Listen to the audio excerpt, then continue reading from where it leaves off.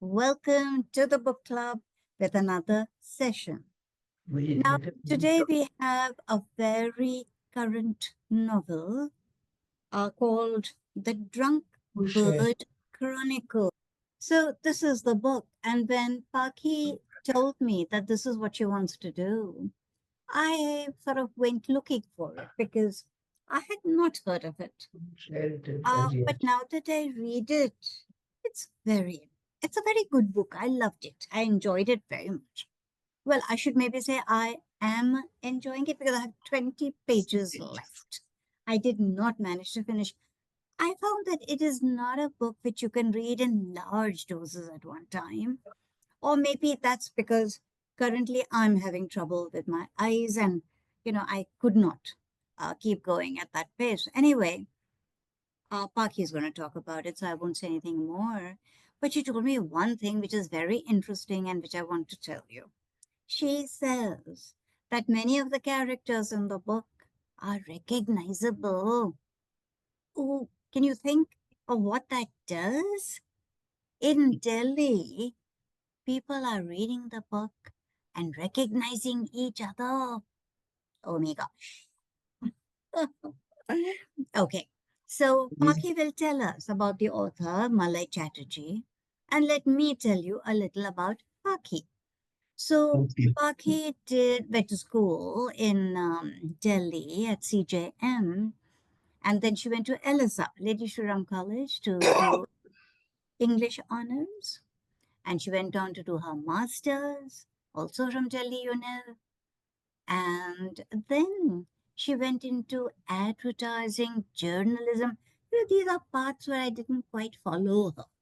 And she went to Calcutta, so she left Delhi, and I left Delhi, but not Calcutta, to Pune. So we kind of lost touch with each other. But here she is now again. The book club has reunited us. And she has done one presentation for us before that was on Samskara, if you remember. Excellent presentation. And I read the book because of her. Again, this book I have read because of her. So, um, Okay, so this Drunk Bird Chronicles is by Malay Chatterjee. In Bengali, we say Malay Chatterjee. He mhm. writes it as Malay, and he is he lives in Delhi, and he's the same age as my brother. So I have sort of known him through various connections through the brother and through church. Okay. Now, I'll just go to chat. Molla is an architect. He's a former professor at the Delhi School of Planning and Architecture. After that, he went to MIT and Harvard to specialize in town and city and regional planning. After that, he's written a lot of books on architectural conservation and heritage management, and he in Delhi School of Planning and Architecture, he was an authority on the planning and design history of Delhi. He was also a founder member of the Conservation Society of Delhi. This is his first book of fiction in which he has managed to, it's a vast, it's like epic because it's about 300 pages and has at least 100, I think, more characters or more than 100. But we follow it through he's able to, uh, blend um, fiction and the stories of these two generations of um, people with historical and cultural events that took place. We will go further into the story. It's a rich historical narrative that follows the lives of three generations of the Armstrong Briganza family across the globe.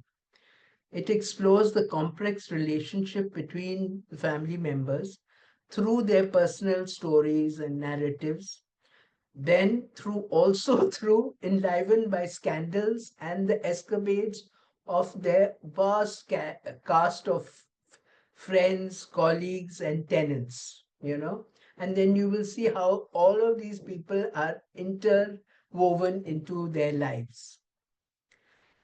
The historic canvas is it spans a period of nearly 100 years from 1877 when Queen Victoria was crowned Empress of India, and it goes on to post-independence India up to 1977 when Mrs. Gandhi was Prime Minister. Major historical events are briefly mentioned in passing by the characters in the novel.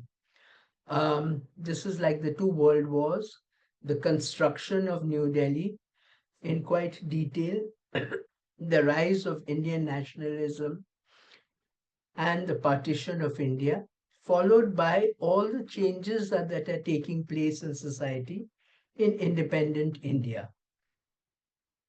Now, the main characters I have, since the book goes back and forth in with the narratives of the main characters, I have tried to condense it by introducing the main characters and what exactly is the theme of the book. The main character in the beginning is Gareth Armstrong. He's a scientist and an inventor who is a Scotsman who marries Lena Armstrong, the widow of his late brother Robert. Ultimately, he marries her, and Robert has this business which he had set up in London. Lena Armstrong is a sharp businesswoman, and she's a partner in the family business. This is the Lazy Duck pub and the Black Bull, which is a brothel, ironically situated in Lemon Tart Lane. Okay. Now, Gareth and Lena, they have one daughter who is a talented artist, and she, um, as a hobby, she goes around visiting graveyards with Gareth's friend Charles Dickens, who is by now blind, and they go and she makes rubbings of all these gravestones. It's a sort of hobby. And but really she yearns for a job that will make her financially independent. And she tries to distance herself from mother's business, this brothel and the pub, basically. Now, along with these characters, there is Allegro. This fellow is basically like a chorus. He is a magical raven who speaks many languages and appears throughout the book, commenting on events, and he is immortal, and he is a constant companion of Garrett's. He's also, because he's immortal, he is a friend, philosopher, and guide for many generations of the Armstrongs, and he lives with them. He livens up the plot with his witty comments and salacious humor. Now, Garrett, being an inventor, is always tinkering with various inventions. After an accident with his invention of a fully automatic bathtub, he suddenly falls into the tub and, he's in like in a coma. And he's rescued, and he he's in a coma for 3 4 days. Suddenly he wakes up and declares like a epiphany that he wants to be a Baptist missionary in India. So there is sort of a lot of this thing because he's nominally Catholic, but suddenly he decides that he wants to do this. And meantime, his wife, Mama Lena Armstrong, she has gone to visit her father in Ireland. So these two conspire, Gareth and his daughter Rachel conspire to book a trip to India. And they do this secretly because Rachel wants to join him because she wants to find a career and a vocation in India that will make her independent. Their trip is secretly arranged by Captain Jack Crusoe. He is the pub and brothel manager. And so he secretly books their ticket without telling Mamlena because he wants Mamlena for himself. And he's very happy to aid and abet these two. So they are booked on a, uh, what do you call it, liner, and they leave and arrive at the Baptist mission in Serampore. Serampore was one of the first places where the Bible, there's a seminary in Serampore, and the first places where the Bible was being translated into regional languages. So they had a printing press there. Gareth was put to work there to learn Bengali first, to translate the Bible.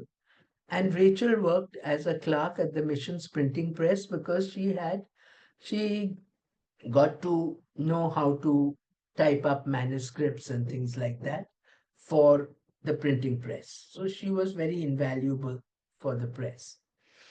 But Gareth, being a scientist, decides that this Bible, the King James Version, is full of, miracles and things like that.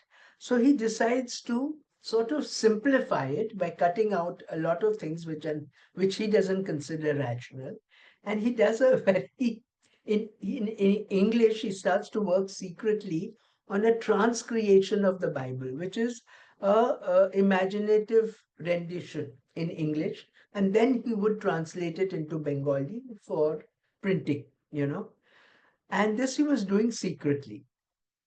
But Rachel told him that this is really bad and you're not supposed to, it's blasphemous to do this kind of thing. Anyway, a few years later, he's caught and asked to leave Sirampur because of this thing. But this girl, Rachel, is given 1 minute. I'm sorry. She is given a job because she's very valuable to them. They give her a job in the Baptist mission in Calcutta. So the family then, which is Gareth and his daughter Rachel, they both arrive in Calcutta, which is the capital of British India. And they rent an apartment above a music shop, Braganza and Company, owned by the Braganza family. um, the Braganza family basically was founded by Antonio and um, by Antonio, and basically they tune pianos and they rent them out.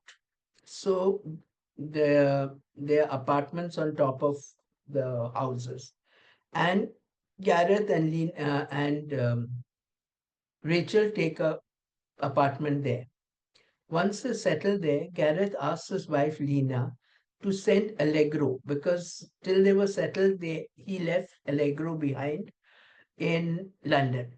And he was very fond of Allegro and was missing him. So he asks Lena to send his scientific equipment through the Briganza's son Emilio, who is returning to India after training as a piano tuner in London. He trained there. So this is the first time Lena hears of where he's gone. All this time she has no clue as to where he has disappeared with the daughter. Now Lena wants Rachel to return to England. So she tries to create a rift between father and daughter by revealing that Rachel isn't exactly Gareth's daughter, and so therefore he cannot sort of kidnap her in this manner, and she wants to sue him. But this scandal, when it is revealed to Rachel and Gareth, it only strengthens their father-daughter relationship. And Lena is not successful. Anyway, now we come to the Raj years.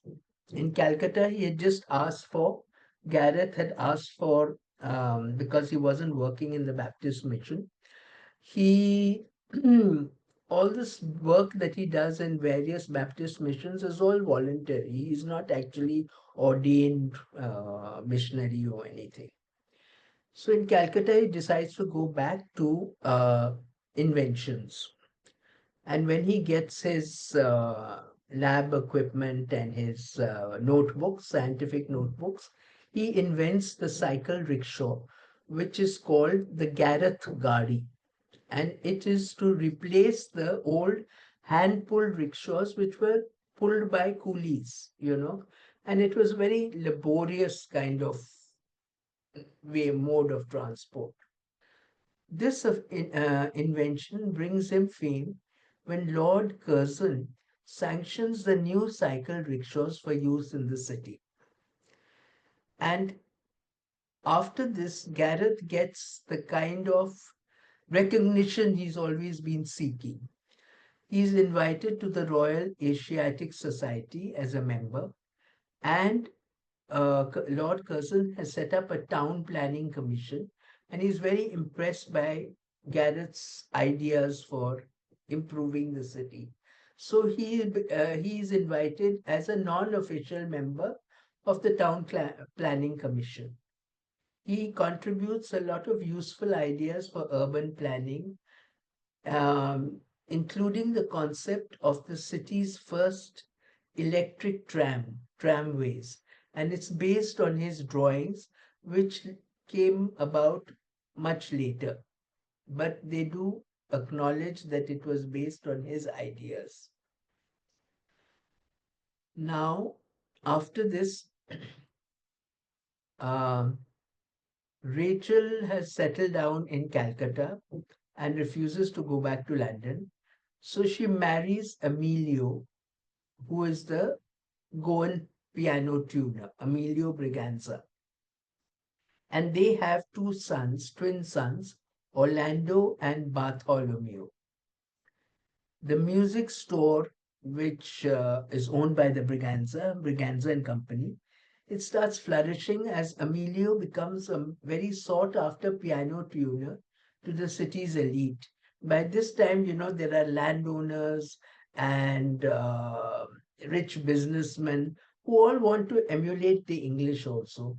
And they start buying pianos and their wives are given piano lessons to learn and all that.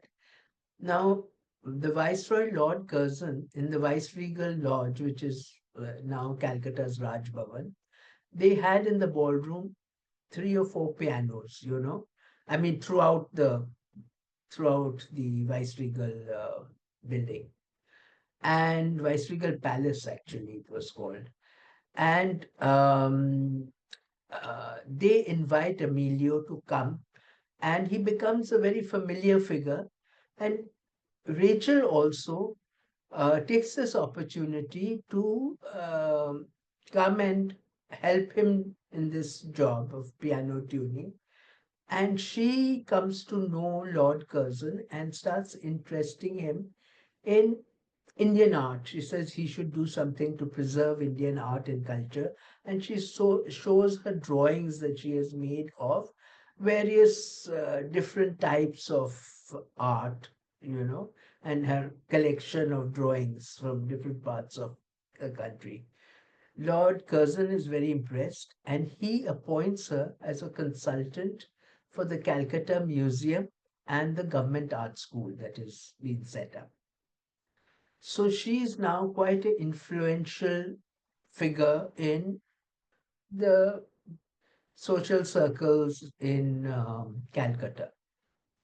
So once Rachel marries Emilio, Garrett decides that he has to fulfill his promise uh, to his friend Allegro. And Allegro has always been wanting to go back to his birthplace. He claims that he was born in the Khasi Hills in Shillong. So he said, I can't do it alone. So Gareth decides to go to Shillong and to return Allegro to his birthplace, to the forest where he was born. But this is not a great success because Gareth leaves him there and comes back to Shillong, where he starts working unofficially in a dispensary attached to the Baptist mission there. And there he decides to uh, he meets an heiress there, you know. So I'll just go and tell you here. He falls in love with an heiress called Lucibon in Shillong, and they decide to have a daughter. At this point, Gareth is in his 60s and Lucibon is 35. Anyway, so they decide and they work together in the dispensary in the Baptist mission. Gareth has also learned to play the piano there, and there are many Christian missionaries with their separate churches there. So there is the Baptist mission, then there is two, three other denominations. I've forgotten their names now. And so Gareth feels that if they attach this dispensary, people will come, and he starts playing the organ so that it starts reviving members to come to church. Now, with a friend of his, he starts doing town planning in Shillong and builds a huge lake in the middle of it. And he has a friend who is attached to the, what do you call it, the cantonment, Horatio Ward, Captain Horatio Ward. And they make this huge lake and all that. But then there is, tragically, there's an earthquake. And this earthquake, in the earthquake, Lucibon dies. And the town of Shillong is also ravaged by because the waters of the artificial lake also do a lot of damage uh, in the town. So a heartbroken Garrett decides to return to Calcutta with Allegro. His daughter by this time is only 5 years old, and he can't seem to manage how he will look after her. So he leaves her in the care of her aunt, you know. Then this is the tragedy, and he decides to come to Calcutta and he becomes a recluse. So that's when Rachel tries to get him to take some interest in activities, and he's really not interested. But at this point, um, the family now expands because they have decided Orlando Armstrong, this is um, this is Rachel's son, one of the twins, marries Verna Pinto, and they have three children: Isabella, Julio, and Maria. So there are three more members of the family. And they now, over a period of time, they start establishing themselves in their own careers. Isabella becomes a linguist and translator, and she is encouraged to do this because she wants to learn Portuguese, so she goes to Lisbon, and Gareth encourages her to go there. There she meets Marco Briganza, who is temporarily posted in Lisbon, and he is Goa's chief commissioner of police in India. Well, Goa is a separate principality at that time. So she meets him and they decide to get married. And she's very interested. She goes back to her ancestral home in Saligao, and she finds that her ancestral home is in shambles.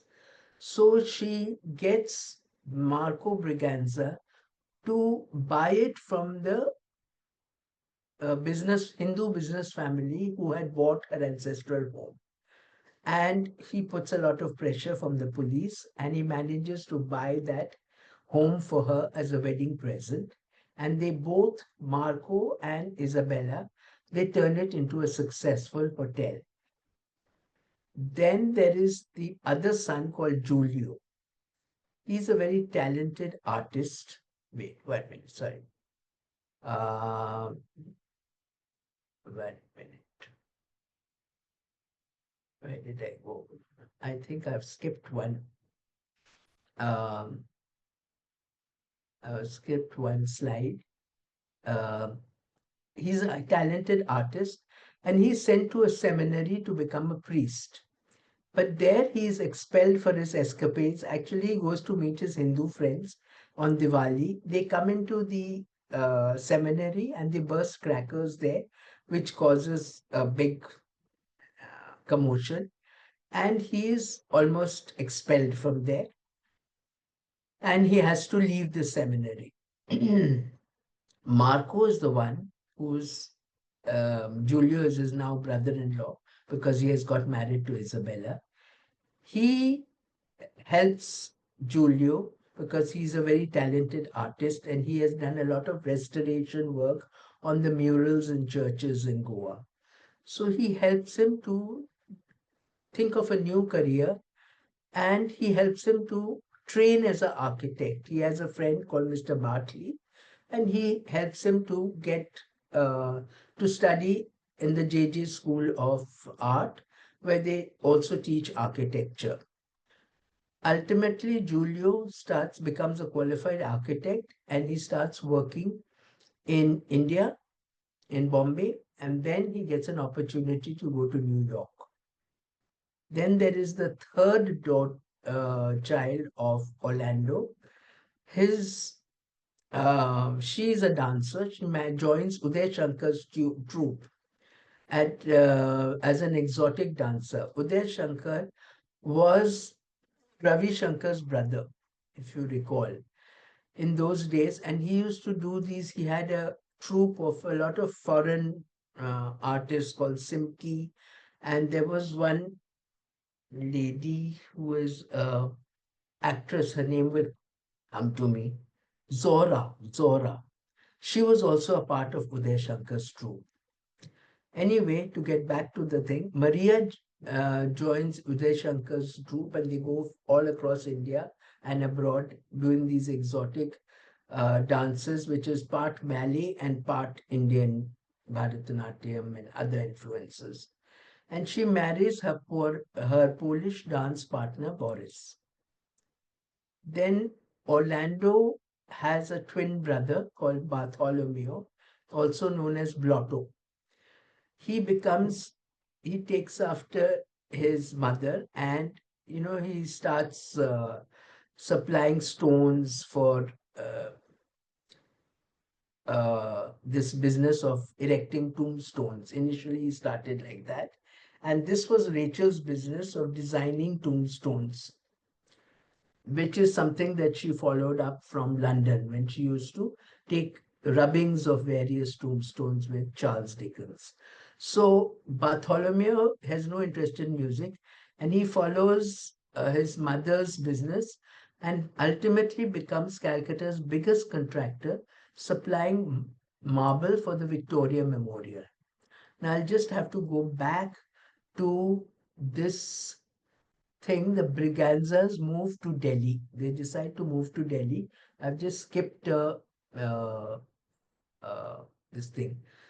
Emilio, when he was in Calcutta, he overhears a conversation about shifting the capital from Calcutta to New Delhi.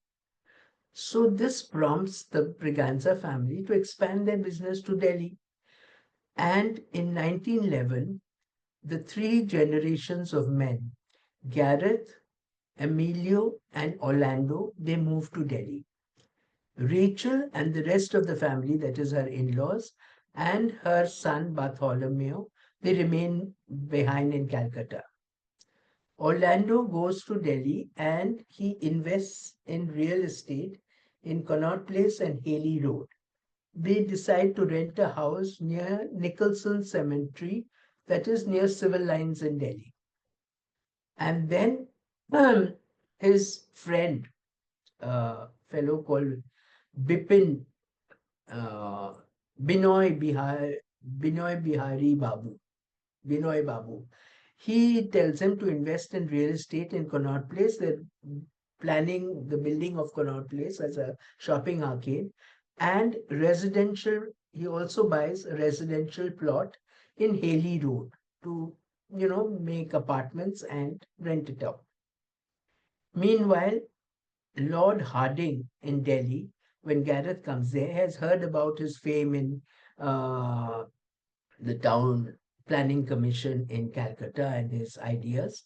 He invites Gareth to be an unofficial member of the town planning committee for New Delhi, the new capital.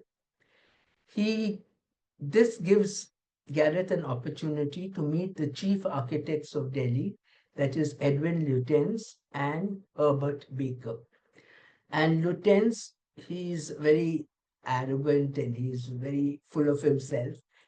So he has a lot of clout, and he hates Gareth for all his suggestions of making wide roads and all his suggestions on town planning and things like that. He doesn't like it at all. So what Gareth does is at all these meetings of the town planning committee, he talks to Herbert Baker, and he finds there's a lot of personal stories about how Herbert Baker is a much nicer individual than Edwin Lutyens. Then eventually, Garrett's work in urban planning is realized. A lot of work, uh, years have gone by, and his work is recognized by Viceroy Lord Irwin now. This was Lord Harding who invited him to come to the town planning committee. But by the time now Gareth is reaching the age of 100. So in 1931, he's invited by Viceroy Lord Irwin to a reception, and where he is personally um, sort of commended for all his work, which is this is the kind of uh,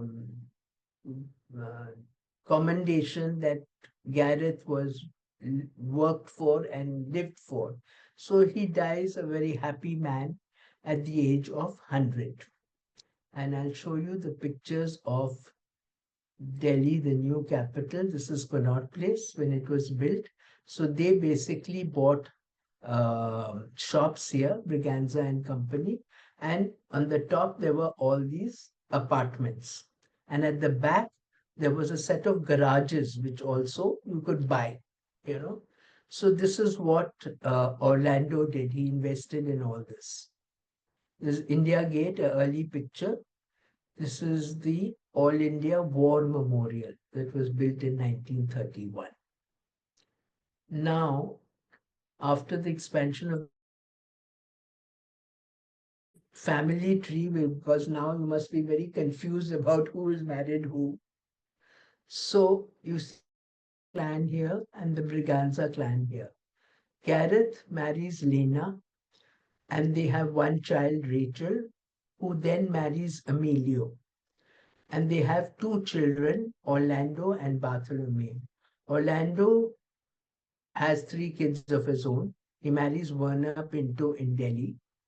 She's a music teacher, and there are references to her teaching in a convent, St. Mary's Convent. And um, Bartholomew, he's not married, and he goes into a family business and becomes a big construction magnate. Then as I told you, they have three children. Orlando has Isabella, Giulio, and Maria. And Isabella marries Marco Briganza and makes it a point of telling everybody that he is a white uh, Portuguese. You know, there were a lot of people, the Portuguese, when they came to Goa, they married the local uh, ladies, and they were a separate class of Goans who were known as from Portuguese descent. So they were upper class, you see. And then there were other people um, like Giulio and Emilio, who is 1 minute. Sorry. That is come. Emilio, who is a Goan Christian. He is basically a Goan, not of Portuguese descent, but married and therefore Goan by birth. And then there's Marco Briganza. Isabella and Marco Briganza have one son called Tonio, who ultimately marries Imelda Vaz. This is later in the story. Giulio, we come to Giulio, you'll later come to them. He marries a lady called Laila Imam, who is the daughter of one of his tenants in Haley Road, one of Orlando's tenants in Haley Road. By that time, they have built apartments and they're rented out to a lot of people who are each characters in their own right. So Giulio marries Laila, and they have a son called Asif. Maria marries Boris, and they have one child. I won't go into the child's name and all that. But the story is told in a very interesting way because there's skeletons in the closet, and these are all their cast of friends and all that.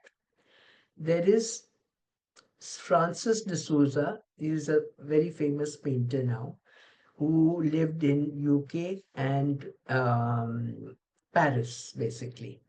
He's a famous Goan artist, and he's a childhood friend of Julio Armstrong in Salegaon when Julio was expelled from that seminary. These two became very good friends. And Julio was staying with his sister in their with Marco and his sister.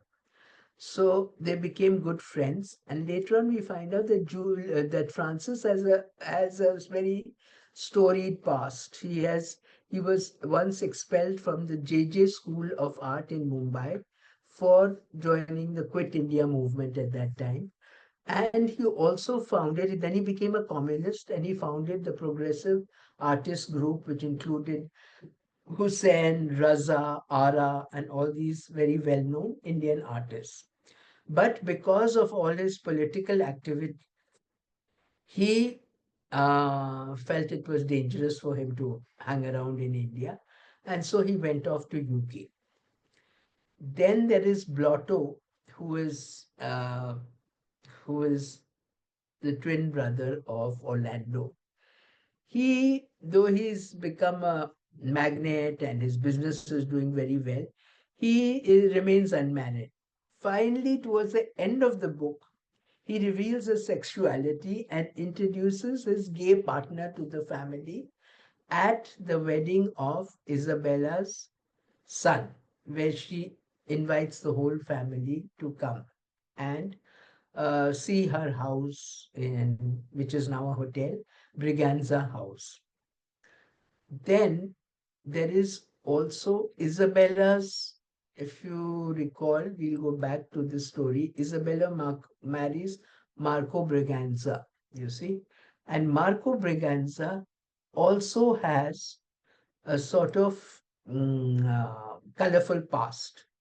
He has an autistic son from his first marriage to a Chinese lady in Macau.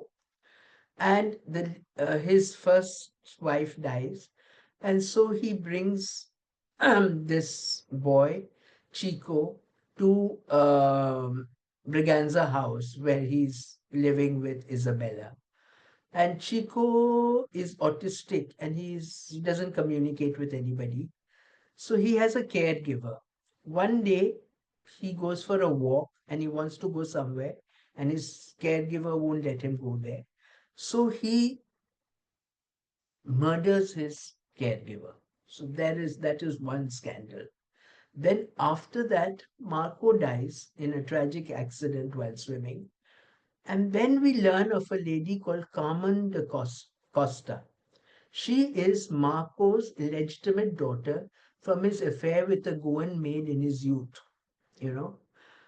And Carmen writes to Isabella because she has a very interesting past. She lived in Lisbon, where her mother, the Goan maid, was working with the Briganza family. And so she was a hat salesman in Lisbon. Then she met a gentleman a rich businessman who brought her to Goa as his mistress. And she was living very comfortably there till this gentleman died and she was thrown out of that apartment, and she appealed to Isabella for help.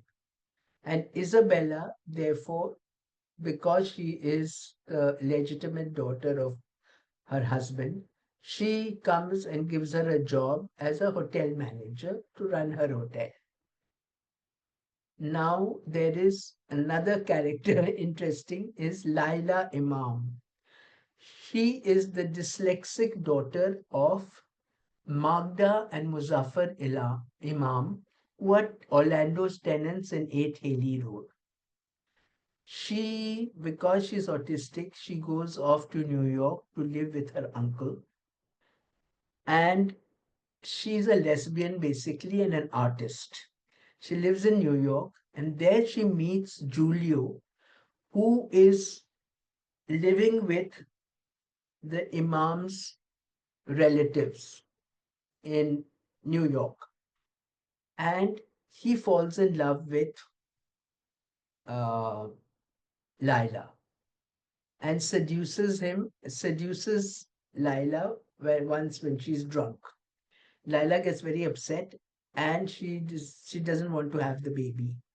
But Giulio is a Catholic, so he says, no, we must get married and have the baby, and I will look after the baby.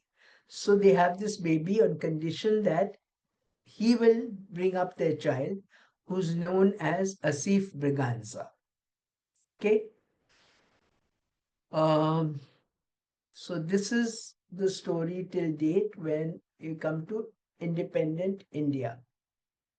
Giulio is living in New York with his son, but it's difficult for him to. He's working as an architect there with a famous architect. And Giulio then decides to return to India with his son. And he is told by his friends in India that there are lots of jobs going in the CPWD after independence because a lot of building work is going on. And he finally gets a job as an architect in the CPWD, which is responsible for building all these new offices that are coming up. So through this, he works on many prestigious projects in Delhi, and he also gets an opportunity to join the Indian team of two people for the restoration of the Wat temples in Cambodia.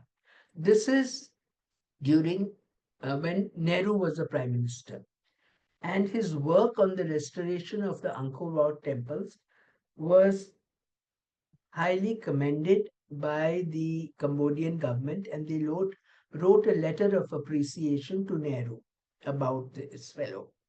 Meanwhile, a new chief architect takes over and the CPWD, and Giulio gets to work under him. He is none other than the eminent architect Habib Rahman, who then takes over the CPWD as chief architect. And because of Giulio's work with the Angkor Wat temples, he secures Giulio's deputation with the Architectural Survey of India, ASI. Gives him a deputation there. Now, a lot of time passes, and um, Giulio works under the mentorship of Habib Rahman on projects in CPWD and as well as the Architectural Survey of India. And he gets to know a lot about the various monuments, India's architectural legacy, Islamic, Buddhist, Jain, which are dotted all around the city of Delhi. So at one point, he um, he is offered a job by Prime Minister Indira Gandhi, and this happens because um, the Imams Magda and Muzaffar Imam. Magda is very socially, she knows Indira Gandhi, and we'll find out how. And she intervenes and she Julio has had an accident. He falls down from a monument and he is in the hospital, Lady Harding Hospital. And Magda then brings Indira Gandhi to his hospital. She wants to meet him because Habib Rahman is retiring as chief architect, and she therefore offers him the post of chief architect of the CPWD. Now, Julio thinks about it, but his main love is conservation and working on the Delhi Urban Arts Commission with Habib Rahman, who was his mentor. And so, therefore, he thinks about it and he decides that he is going to decline this post of chief architect of the CPWD and work with Habib Rahman when he retires. 1 minute. Let me just go there. Yeah. So then we come to the end, which is Julio and Laila's son Asif. Asif expands the family business, selling. They now, before they were only renting pianos and tuning them and offering tuning services. Now he starts to sell other European musical instruments and the new LPs and record players, which have become the fashion.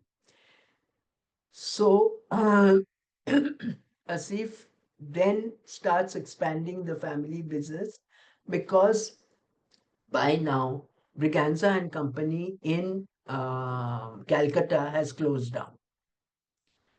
So he is now the great hope of the Briganza clan that he will take on the family business. Laila, meanwhile, decides to return to India from New York, and she only comes for some time, but she then decides to settle down in a studio which is offered by Orlando. He has a farmhouse in Meroli. So he offers Laila a place there, and in this farmhouse, they have little cottages. So Julio has a cottage there, Laila has a studio there, and their the mother, which is Julia's mother, Verna, she has a big, what shall I say, hospital for birds there. Like in Delhi, there's a Jain hospital for birds, and this was Verna's passion. So she initially had this bird hospital in Connaught Place, and now she had to shift it out. So therefore, this farmhouse was bought in Meroli, and the bird hospital is there as a charitable institution. The book ends with a grand reunion of the Armstrong and Briganza clan because Isabella's son Tonio is getting married to Imelda Vaz in Goa. And she invites the entire family, including Asif's grandparents, who are Magda and Muzaffar Imam. And they all come and they have a great time. And in great detail, the menu and the decorations and all that is listed. I have sort of condensed this book because it's very epic. So now, when you go back and look at the Drunk Bird Chronicles, you see that the part of the charm of the thing is that it keeps the reader engaged with a rollicking ride through history filled with gossip and humor. You have this fellow, the bird's comments, and you have all these various characters who float in and out. Now, many of the characters in the book, such as Magda, and Magda in Haley Road had started a school, which is a Montessori school. And then the other tenants of Haley Road were the Royals of Sandava. This was Bobby and Kitty, the Royals of Sandava, and their eccentric children, which are Bubbles and Robin. Robin is, they're all based on real people and are there are mention of the cellar discotheque and other places which were of interest in the 1960s. I mean, they're still there in 1960s. And many of the new shops which have come up, the Marks and Company, which has come up, and Gordon and Company, they still exist, two music shops in Delhi. So this is part of the interesting history because Magda Imam is based on Mrs. Gauba. Mrs. Elizabeth Gauba, she founded Shiv Niketan, and in the book, it's known as Ram Niketan. It was Delhi's first Montessori school, which was started at 8 Haley Road in 1938. Now, Elizabeth Gauba trained under Maria Montessori herself and evolved a unique system of teaching children based on East and West, which combines creativity and self discovery, and that continues in this school even today. It is now shifted to a new premises and it continues the same legacy, unbroken legacy of teaching children through creativity. It's almost now 80 years. It has an unbroken legacy, and many people like Sheila Bhagat and all that have Mrs. Kaul and Sheila Bhagat. They are educationists and who have been very closely connected with this school. Elizabeth, at that time, she was known as Auntie Gauba, and some of her famous students include Rajiv and Sanjay Gandhi and the actor Kabir Bedi. So when Magda Imam brings Indira Gandhi to visit Julio in hospital, it is based on real life characters. Elizabeth was a friend of Prime Minister Indira Gandhi, and she personally knew Jawaharlal Nehru, Krishna Menon, and in the daytime she used to run the school, and in the evening she used to hold these evening soirees that attracted dramatists, intellectuals, artists, and she was also a bit of a philosopher. So she was attracted to holy men from different faiths, and all these people would get together in the evening and have animated discussions, you know. So this is anybody who's familiar with Delhi of the 50s, 60s, and 70s are know the backstory, as it were. And this is the Haley Road house where for many years 30, 40 years, the Shiv Niketan school was there. And this was Mrs. Goba, who was basically a German. In this book, Magda is a Romanian, I think. And Mrs. Goba is a German, and she was quite a character. She was very well known in Delhi at that time. So that is the story in a nutshell.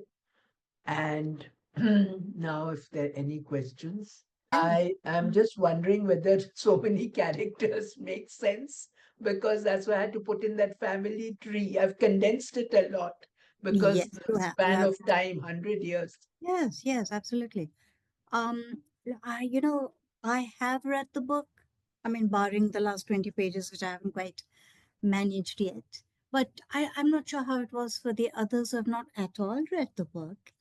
But the feeling I got when I was reading the book was, oh my gosh, how many people do I have to How get many familiar people? with? Yeah, Oh my these God. are these are not the whole cast. These are only the scandalous ones. Hmm. So I was just starting a conversation while you were Huh? busy, and I was saying that the characters in the book, like Gary Yeah, and so on, seemed real. Right from the start.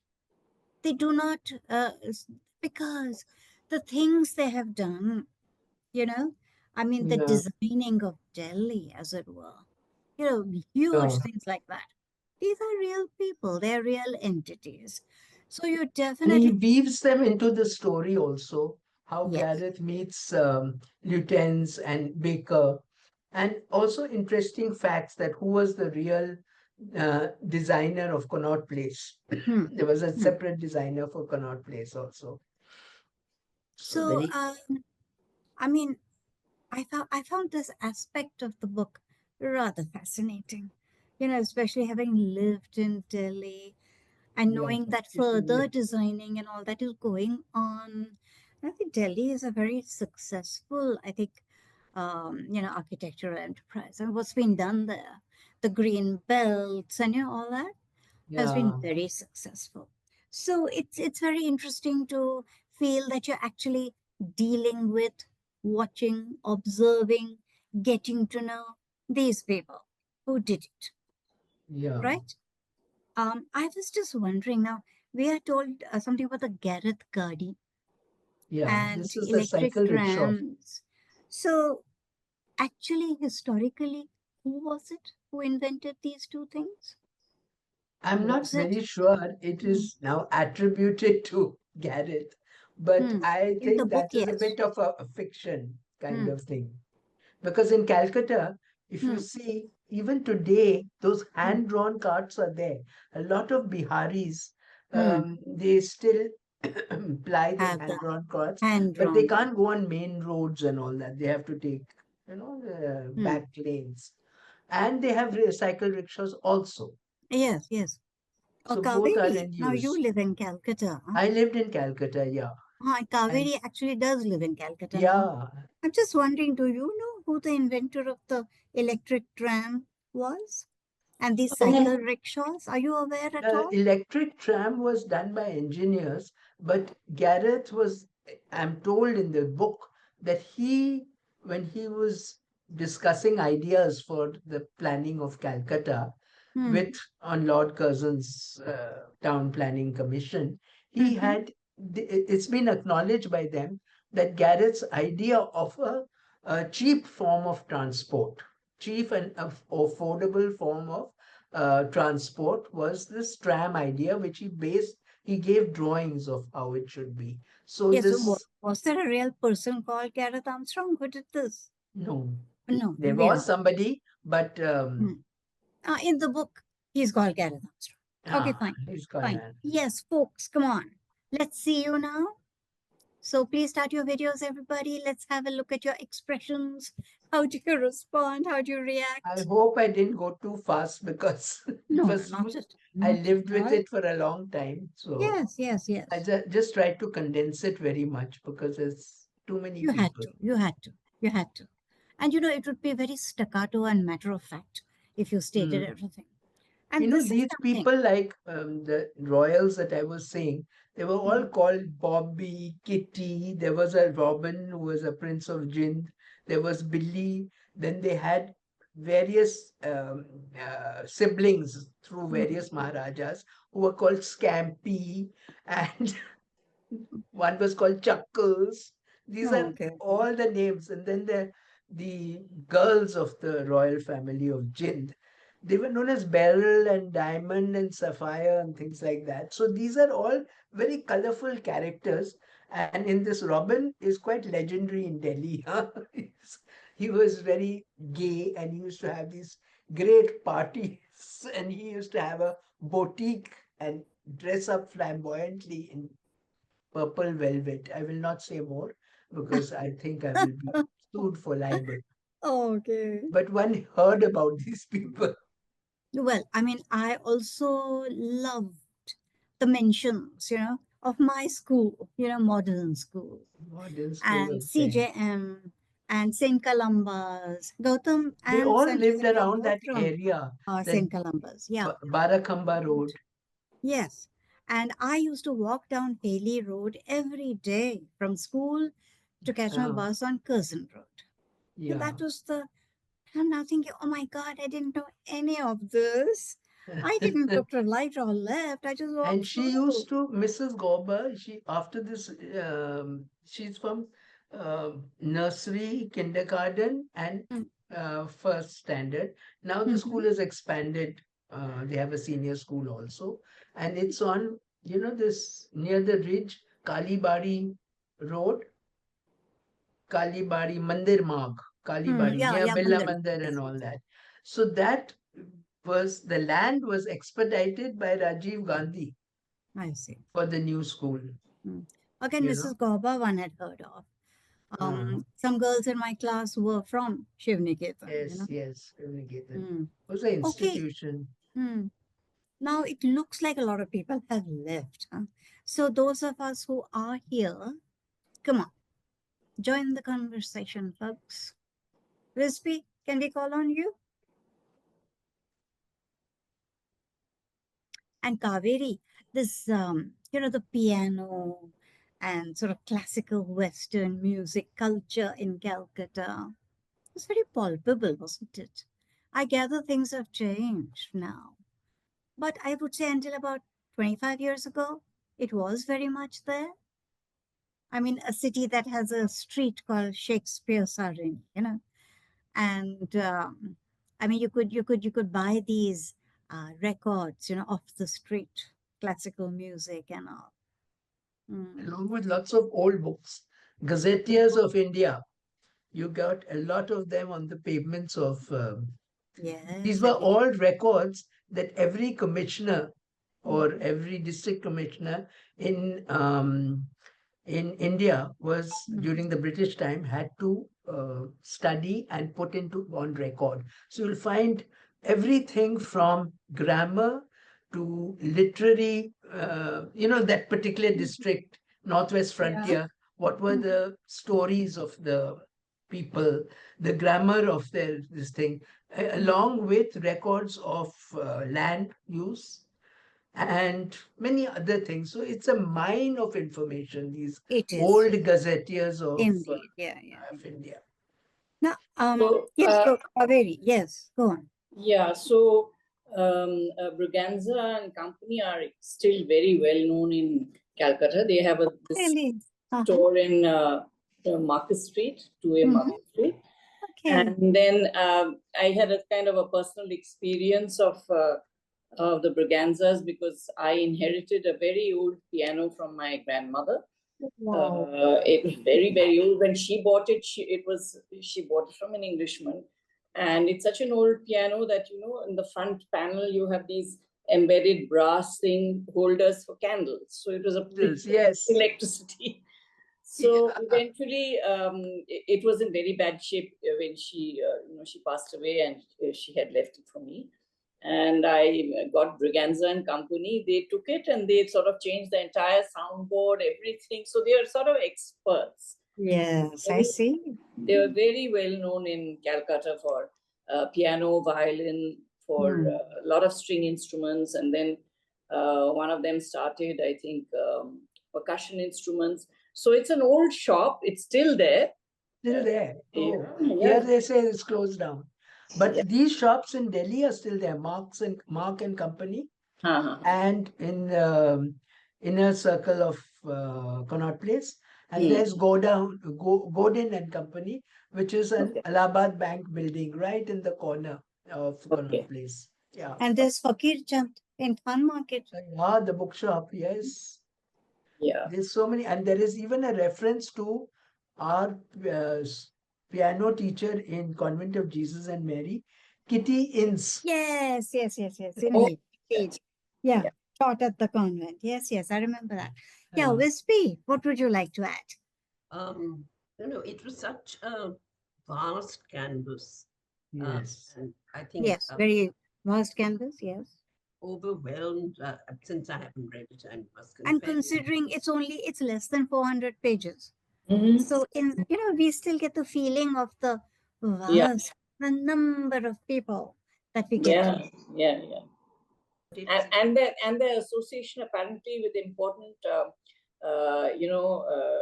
events in the history of our colonial past. That's very interesting. Yes. Srirampur is referred to. There was a printing press there. William Carey, very well known.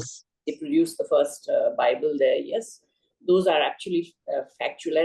I heard you saying Pakhi, that he referred to a famous artist, Francis de Souza. That's actually referring to Souza, Francis Souza. Newton Yes, Souza, Yes. Sousa. who was, Yes. of course, expelled from the JJ school for pulling down the Union Jack. Okay. Yeah. He's a very well-known artist. So And then he it's, started this progressive yes, he artist did. group with Ara and all these people. Correct, And then he had to leave the country. Yeah. He spent his life in Paris, I think. Even in Salagaon, where he was a friend of Julius, he used to be up to all sorts of things. He lived with a grandmother. Every time she sent him for errands, he would take 5% commission. And with that commission, he used to buy his paints. And we are told he was very influenced by Picasso. So, So they say, yeah. and this girl, Laila, the dyslexic daughter, she's another character. She used to work in New York with Jackson Pollock, Oh, the really? artist. Yes. Well, And they so say she also knew Francis D'Souza. I Souza. don't know whether his name is Souza, is his name Francis. No, the real name is Souza. Yeah. Francis Newton Souza. Francis Newton, right? F.N. Souza. Yeah. The real Francis, the real yeah. So she also claims to know him, and she calls her son Asif. Is his full name is Asif Jackson from Pollock and Briganza. So it's Yeah. very peculiar, and Hilarious. the whole story is woven around the Briganzas and their tenants. Okay. Who are all these assorted characters. Yes. Okay. Okay. Now I want to make one point. Mm-hmm. The title of the book is, after all, The Drunk Bird Chronicles. Right. Yeah. Now, the word chronicle, yes, it is absolutely a chronicle, because it tells you this happened in the year this, that happened in the year that. It's a chronicle, right? Without very much commentary on what has happened. This happened. Now, how important is the bird? This bird, which is supposed to be immortal, it's a white raven, immortal. So, and drunk because he likes to have brandy, morning and night, certain amount of brandy he has to have. To Fenny afterwards. So, how important do you think this bird is? Because there are pages and pages when we just forget about the bird. And then, he pops up Because again. it's taken over by the history of New Delhi, which is the author's pet subject, and conservation, and how these beautiful parks were built around the historic monuments of Delhi, So that is his contribution. And what does the bird add? The bird comes in and out in the family. He's a mediator of family disputes, basically. Yes. He's the wise. So he tells everybody where to get off, And then he teaches the children all naughty rhymes from his days in the brothel. He was the main star attraction there because of his salacious, sort of comments and his songs that he had learned there. So that he comes and goes, but he's not a chorus as such. No. I think he's loosely bound, loosely bound to the story. And to have that continuous thread, he has to be immortal, because we are dealing with so many generations. Nothing and no one really lives that long. I found it interesting that that's the title. And the title is intriguing. It's what made me want to read the book. And yet, it's an interesting feature of the book, but I don't think it is very central or essential. Really. Not really. But like when you read the bits about the bird, I feel as if we're getting close to magic realism. Because some of the characters, the things they do and all that are kind of outlandish, outrageous, over the top, and sensationalized to a great extent. So I was thinking, oh, is this going towards magic realism? But no, it doesn't either. Not really. not to that extent, Not to that extent. no, not to that extent that, Marquez. Marquez, yes. Very splendid, colorful. Here, I think the characters in the book, Mm, they take over with their narratives and their stories. They do, yeah. Hmm. Okay.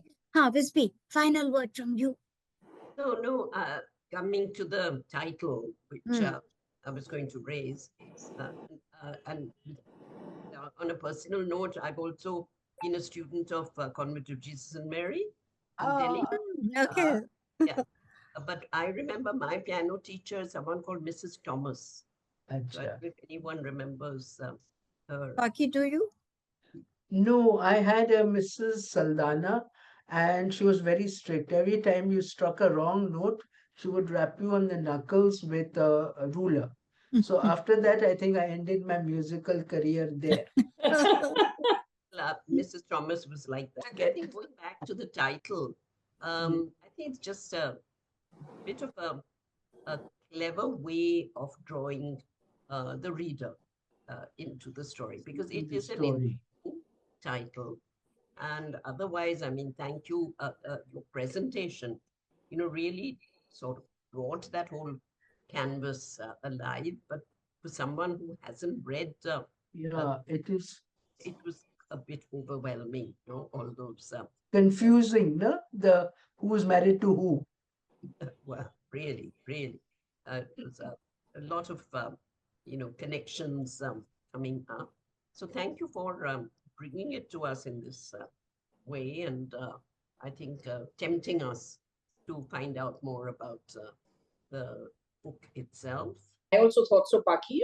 You did a great job of drawing the entire sequencing of this as we called it a saga. Really, there were so many generations, so many families, and Even I got some of the slides confused because and the name Allegro again for the musical connection. Yeah, The name Allegro for the bird is quite nicely chosen. So so the bird was not the narrator of the story. well, he started off as the narrator and the constant companion of Gareth, who took him everywhere and promised to take him home also and all that kind of thing. But he's attacked by the other birds in Geelong, and then he comes back wounded and decides to stay with the Gareth family. Yeah, and there was a massive earthquake in Shillong, so a lot of it is historical. There was. Oh, okay. Yeah, there was a devastating earthquake in Shillong. And apparently, the story goes that at that time there was the army there, and he made friends with the head of the army thing, Major Ward, Horatio Ward. And between the two of them, they started doing town planning there also. That's how this artificial lake was built. Okay. Which was a bit of a disaster after the earthquake.